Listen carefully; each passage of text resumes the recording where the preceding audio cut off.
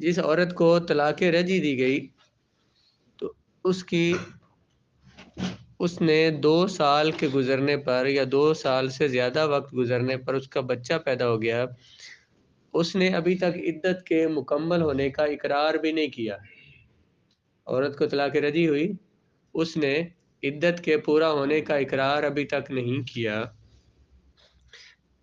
2 سال گزر گئے اور پھر بچہ پیدا ہوا، یا 2 سال سے زیادہ عرصہ گزر گیا اور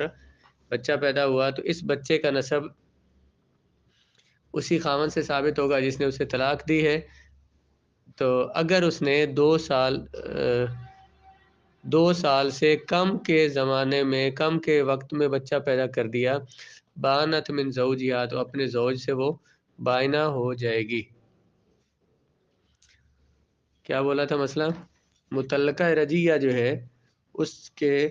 اس نے اگر طلاق رجعی اسے ہوئی اور اس نے ابھی عدت کے پورا ہونے کے اقرار نہیں کیا کہ 2 سال گزر گئے، پورے 2 سال اور بچہ پیدا ہوا، یا 2 سال سے زیادہ عرصہ گزر گیا اور بچہ پیدا ہوا، تو اس کا نسب بھی ثابت ہوگا، بچے کا اس خاوند سے نسب اس سے ثابت ہو جائے گا۔ اور اگر اس نے 2 سال سے پہلے طلاق رجعی کی دی تھی، عدت مکمل ہونے کا اقرار نہیں کیا، 2 سال سے کم ٹائم میں اس نے بچہ پیدا کر دیا، تو بچہ پیدا ہوتے ہی وہ بائنہ ہو جائے گی، یعنی اس کی وہ طلاق رجعی تو تھی، اب طلاق بائنہ ہو جائے گی۔ تو اس کی وجہ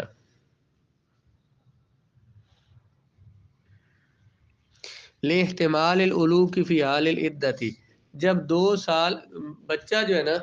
ماں کے پیٹ میں کم از کم 6 ماہ رہ سکتا ہے، یعنی 6 ماہ کے بعد بچہ اگر پیدا ہو تو پورا بچہ پیدا ہو سکتا ہے، یعنی 6 ماہ اس کی تخلیق کامل ہو جاتی ہے۔ کم از کم اس کا ٹائم جو ہے وہ 6 ماہ ہے، اور زیادہ سے زیادہ 2 سال ہے۔ 2 سال سے زیادہ بچہ ماں کے پیٹ میں نہیں رہ سکتا، اگلے سے پر اس پر مزید دلیل آئے گی، لیکن 2 سال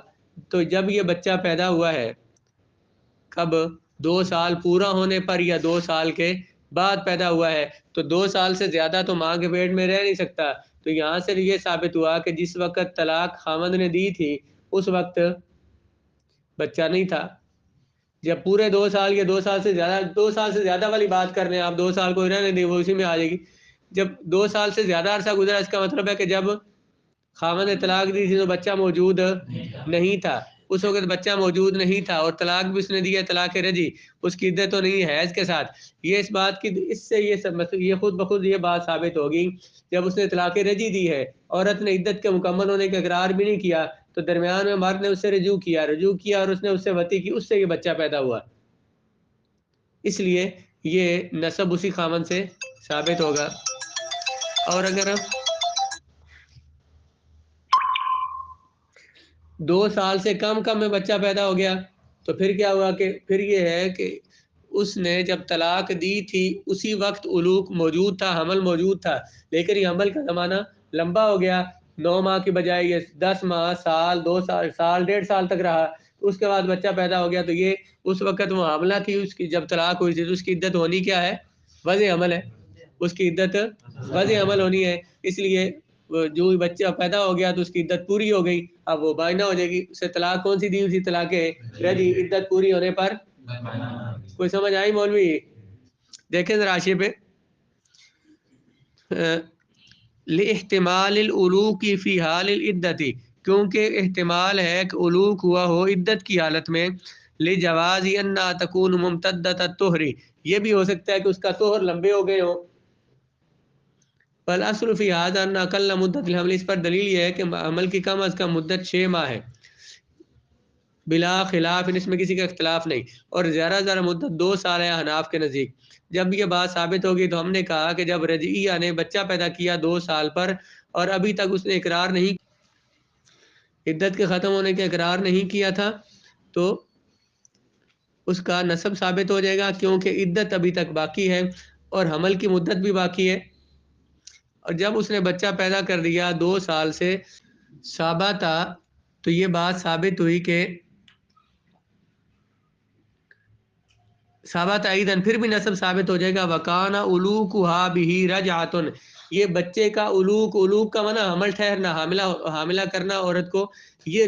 اس سے رجوع ثابت ہو جائے گا اذا لم تکن اقرت، کیونکہ اس عورت نے عدت کے مکمل ہونے کا جو اقرار نہیں کیا. اگر رجوع نہ ہوا ہوتا تو پھر وہ عدت کے ہونے کا اقرار کرتی. عدت پوری ہو گئی ہے، عدت پوری ہونے کا اس نے اقرار نہیں کیا تو درمیان میں کیا ہوا تھا؟ رجوع ہو گیا تھا. تو اس رجوع سے بچہ ہوا. لأن الرجعیہ لا یزول الملک، کیونکہ طلاق رجعی جو ہے مرد کی ملک کو زائل نہیں کرتی، وہ اس کی ملک میں تھی، اس نے اس سے رجوع کر لیا.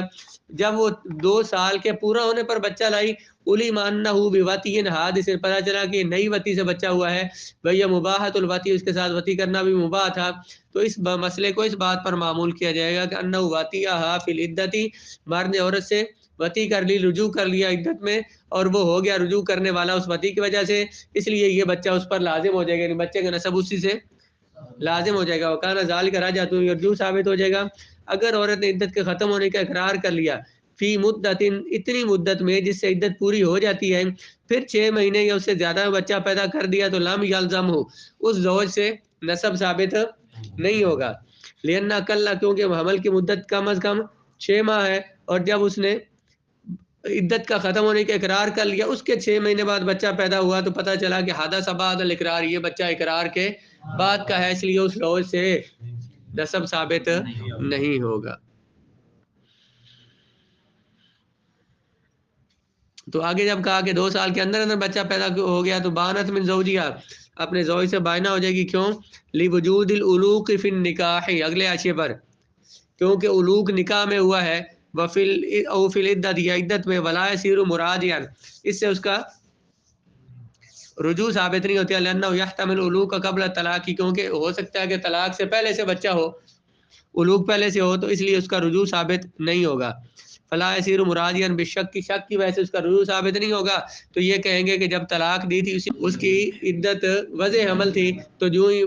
بچہ پیدا ہوا تو اس کی عدت پوری ہو گئی، وہ بائنا ہو گئی. ثابت ہو جائے گا متعلقہ رجیہ کے بچے کا نسب جب وہ لے آئی بچے کو، ان جاءت به لاکثر من سنتین ثبت نسبه وكانت رجعتا، اگر 2 سال سے زیادہ عرصے میں بچہ پیدا ہوا تو نسب اس کا ثابت ہو جائے گا، اور یہ اس کا نسب بھی ثابت ہو جائے گا اور رجوع بھی. والظاہر،